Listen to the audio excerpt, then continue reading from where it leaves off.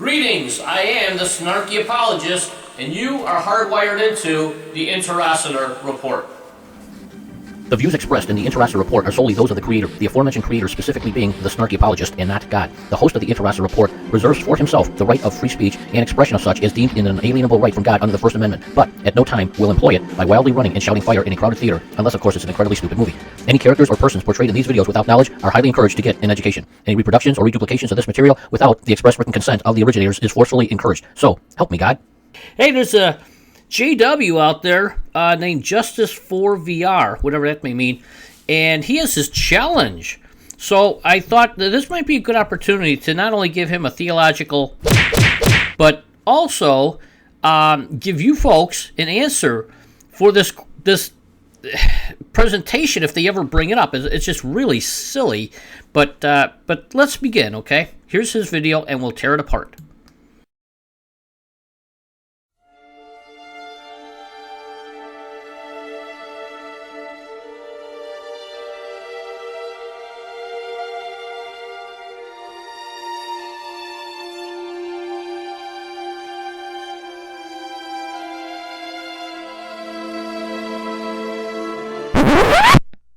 Okay, that didn't take long. Let's establish the rule. The subject, the firstborn, is always part of the group that it is preeminent over, okay? Now, what we're going to get into is nothing more than just semantics and wordplay, as you will see. Let's continue.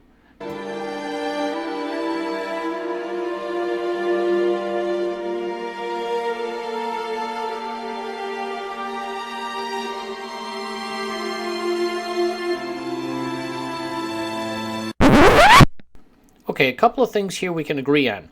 He is the head of the body. Define head. Head means rulership. Here. Metaphorically, anything supreme, chief, prominent, of persons, master, lord, of a husband in relation to the wife. And it just goes on and on. So it shows what the commentators and the scholars say. I think we agree on that. No big issue there. Next word of importance is he is the beginning. All right, let's take a look at the word beginning. And yes, can it mean starting point? Sure. I encourage you folks, open up your lexicons and concordances and study these things up. But it does mean ruler, beginning, the initial starting point, figuratively, what comes first and therefore is chief, foremost, has priority because ahead of the rest, preeminent. You see how that's being used?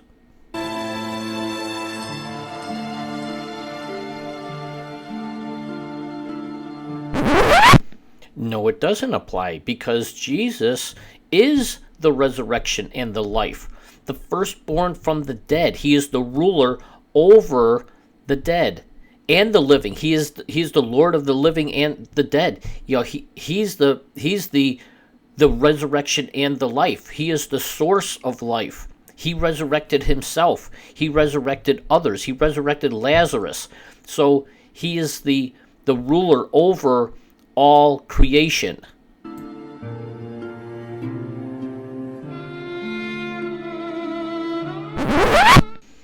Once again, we all know Jesus died and resurrected and many others followed after him.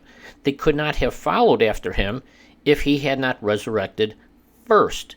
He was the first. He is the preeminent one because he is the life and the resurrection. Without him, there is no following after. Which is why Paul writes in the book of Romans, chapter 14, verse 9, for this very reason, Christ died and returned to life so that he might be the Lord of both the dead and the living.